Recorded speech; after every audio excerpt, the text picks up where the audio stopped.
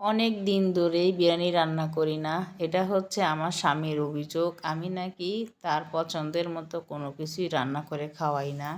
তো আবারও চলে আসলাম নতুন রান্নার ভিডিও নিয়ে। এবার গল্প করব আর রান্না করব, তাই আপনাদের শেয়ার করতেছি। আমাদের ঘরে সবাই কিন্তু বিরিয়ানি খুবই পছন্দ করে, বিশেষ করে আমার বাচ্চারা। তবে আপনাদের ভাইয়ার গরুর মাংস হলে খুবই পছন্দ। এই যে দেখেন, আমি এখানে কাঁচামরিচ, পেঁয়াজ আর যে আদা রসুন একদমই ভাজতাছি। আর এই যে রাঁধুনি বিরিয়ানির মশলা দিয়ে এই যে এখন ঢেলে দিব। তবে একটা রিজন আছে এই বিরিয়ানি রান্না করার মতো। তবে আমাদের আজকে বিবাহ বার্ষিক ছিল, ইচ্ছা ছিল বাইরে যাওয়ার মতন, মানে বাচ্চাদের একটু ঘুরিয়ে নিয়ে আসলাম, কিন্তু আমার ছোট বেবি খুবই অসুস্থ, তাই আর গেলাম না। তাই এই যে বড় করে একটা মুরগি নিয়ে আসছি, একটু বিরিয়ানি করে দিব, তাদের পছন্দের মতো খাবার।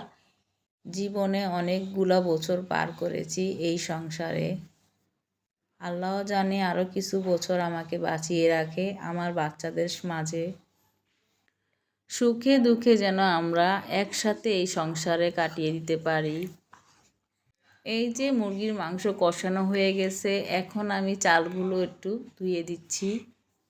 আমার মেজো খোকা কষানো মাংস হলে তার কিছুই লাগে না, অনেক পছন্দ করে খায়।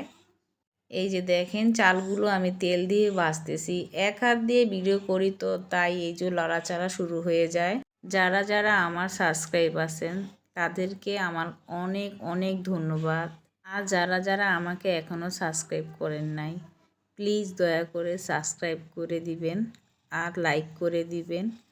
পারলে আমাকে একটু কমেন্ট করেও বলবেন, তাহলে আমার উৎসাহটা বেশি হবে। ইউটিউবে আসার পরে আমি দেখলাম যে কিভাবে মানুষ এত শালীনভাবে কথা বলে, এত সুন্দর গোছানো, এত সুন্দর করে কথা বলে, একদম মন ছুঁয়ে যায়। যাই হোক, আমার বিরিয়ানি প্রায় হয়ে গেছে, এখন দম দিব। আর এই যে আমার মেজো খোকার জন্য এই যে কষানো মাংস দিয়েছি, এখন সে খাবে।